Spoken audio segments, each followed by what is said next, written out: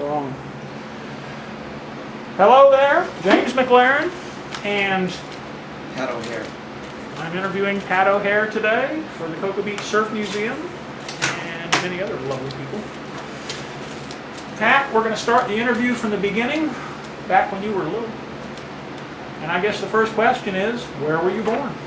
I was born in, I think it was called Mercy Hospital in downtown St. Louis. St. Louis, Missouri? Missouri, yeah. Okay. How long did you live in St. Louis? Well, I lived there till it was about 1.5, I guess, and we moved to Merced, California. Okay. So you've been in California?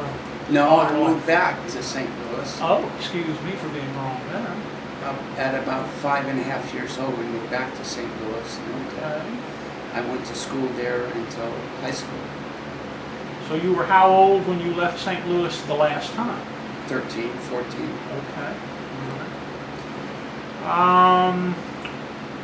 What kind of stuff, what kind of family do you come from? What do you have for brothers and sisters, mother and father? Is there anything of note, maybe? Yeah, my dad was fairly good. He was a plasterer, and he was an artist that he really was. He was in the paper 3 or 4 times for doing big buildings downtown St. Louis and doing the Okay, so plaster work. you pick up some of that artistic from him. And he was also an artist. He had a chance to go to work for Disney years ago before it was. Really? When they. Were you ever watching those specials on those artists that did cartoons and stuff like that? Tex Avery and those kind of guys? Yeah, he was. I don't know if it was. Probably most of that stuff was cartoon stuff, you know. Yeah. But he couldn't make enough money doing it, so. Typical artist story. Yeah. He stayed in the. They get plaster. used, but they don't get paid. And then he became a plaster contractor, which is, I guess, as you grow in anything that's what you do. Okay. So as part of his being a plasterer and contractor, he wound up leaving St. Louis and going to California? In the construction business, yeah. And this was what year? This was, I would say, 1955. 55. Yeah. Middle of the Cold War. Probably, yeah. Yeah. South California, aerospace industry, that all fits together pretty well, actually. Yeah. And we went to, we moved to San Francisco for about 8 months, and then moved down into, and that was a total, I thought from what I had Catholic teachers all the way through. You went to Catholic school? Yeah. Okay. And they told me how sunny it was going to be. They didn't know. They'd never been to Frisco. Oops, don't call it Frisco. No, we're sorry. They've never been to San Francisco. My bad. I Frisco apologize. I learned that early on. We don't know why they say that, but they do say that. Because of their etiquette. San Francisco is. They're a bit more formal. Yeah. Not Not all of San Francisco. Look where Haight-Ashbury. I was about to say the Haight-Ashbury wasn't as formal as the rest. No, of but it. I left there before. Thank God before. You got out. Yeah. Okay, all right. So you've learned that San Francisco, boy, I'm going to get in trouble for this, is cold and gray. Oh, it is a beautiful town. That's why it's so green, because of the grayness. Yeah, there's a reason for that green. Yeah. It doesn't look like Yeah. L.A. And then we moved to L.A. after that. Okay, so how old were you when you got into L.A.? I was probably still 14. Still 14, Yeah. okay. That's just about the right age to decide to learn how to go surfing. It is then, not now. Now, older surfers try to teach their kids much earlier. Like Sean and Kelly, they started at. Sean was 8 and Kelly was 5 or 6. I remember being at the Islander hut playing pinball with Steve. Yeah. The kids were running around. But back in that day, that was probably about when most people began. I think I was 13. I was probably 15 okay, when I started. So you moved to what part of LA? We moved to Inglewood. Inglewood, which is not right on the coast. No, it's about, I would just be guessing. It's been so long, but I would say 20 miles from the coast. Okay. I guess they'd call that East LA now? Yeah. Yeah, okay. I'm sure that's a lovely neighborhood now. It was then. Oh, even better. Yeah. Okay. It was then. It's always been a war zone. Really? At least since. Okay. Yeah.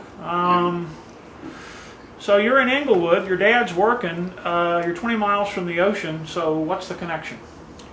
Well, my dad was working, but not as a plasterer. He joined the fitters union during the war. Pipe before fitters? the Cold War.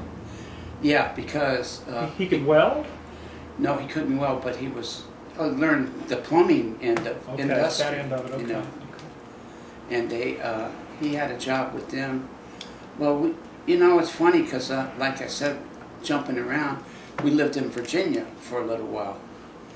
Construction. Richmond, Virginia, the big boats that Okay, yeah. my mom and dad both Norfolk. worked on them. All Yeah, that stuff, yeah. Okay, ships, I guess they're not boats. Well, it's not Frisco either. Okay, fine. Yeah, Forgive us for our yeah, transgressions. really. Okay, so how did you wind up discovering the ocean? Because everybody has to discover it at some point. Oh, yeah, And yeah. how did that work? Well, I discovered it before that because of San Francisco, and then on the way down, we stopped someplace in still Northern California, and being out on the pier, the water, the first time I saw the water, it looked like a wall to me. It didn't look like, I'd never seen that much water ever in my life. Yeah, okay. It It tends to impress people the first time that way, yeah. What the heck could that be? Yeah. So we went out on the pier, and it just fascinated me. Do you recall what town you were in? We were somewhere probably close to Blacks, Oh, San Not Diego. Blacks, no, Oh. not Blacks.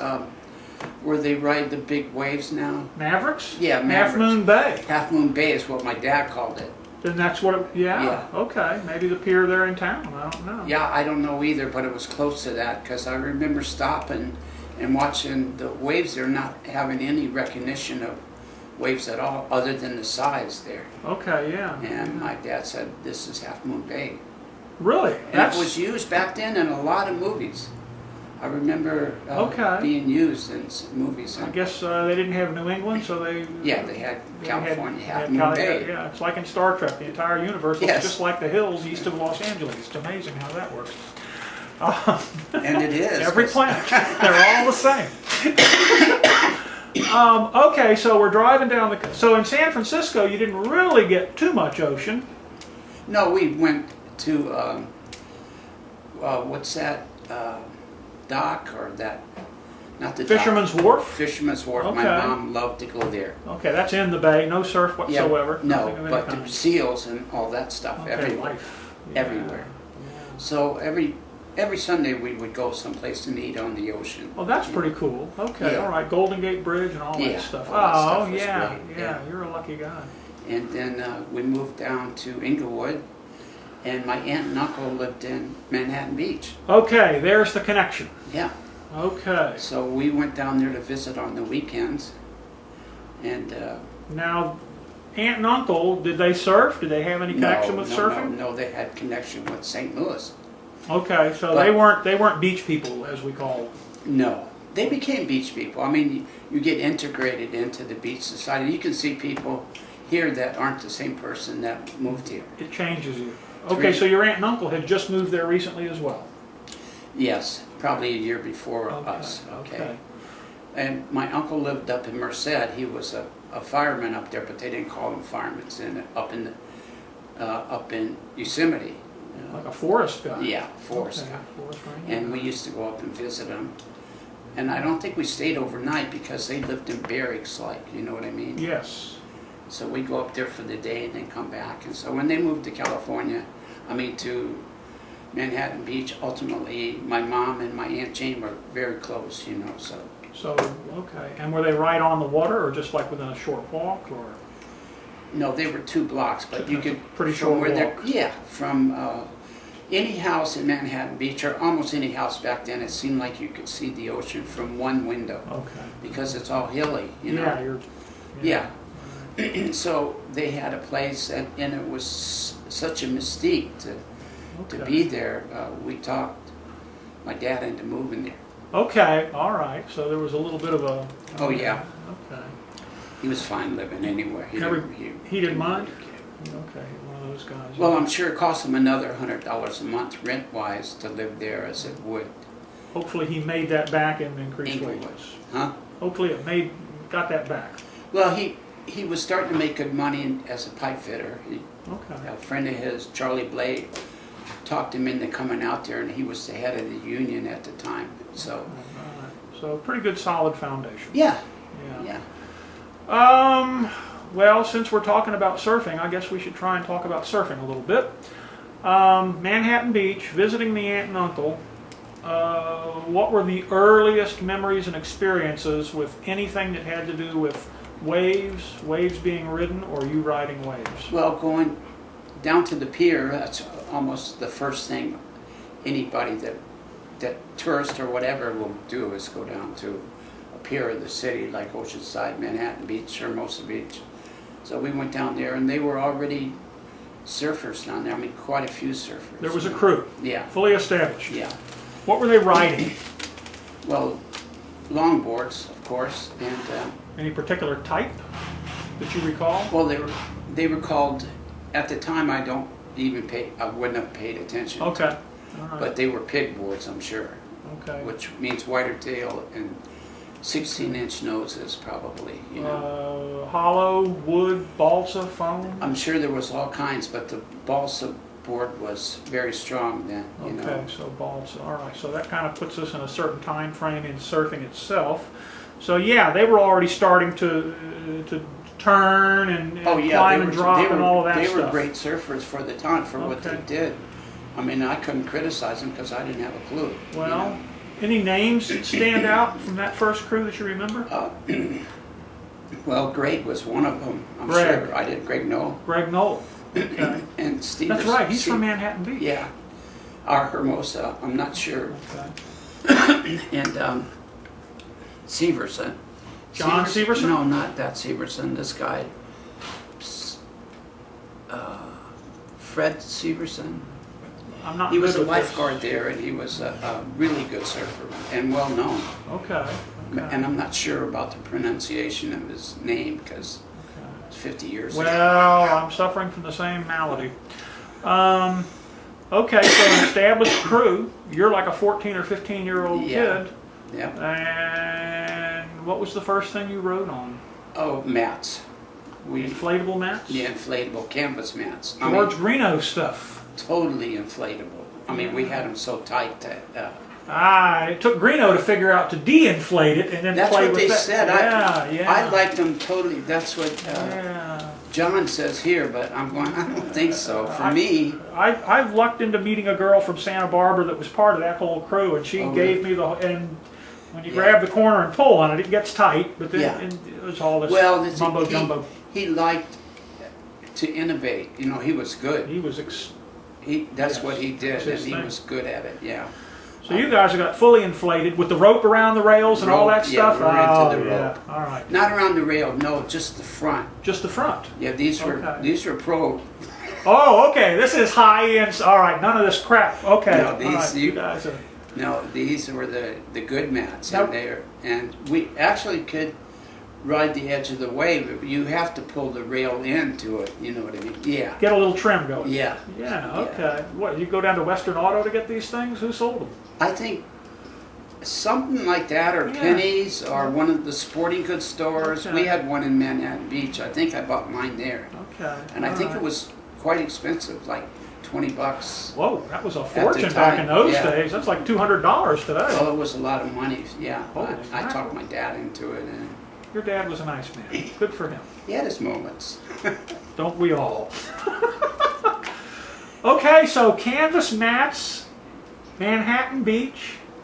That place gets waves every once in a while. It gets waves all the time, really. It does. Redondo Breakwater's not so far down the coast No, from no, there. no. And I've seen pictures of Big. fairly substantial surf at Redondo. 15-foot waves. Yeah. Every time it gets that big, it's wound up in the Los Angeles paper.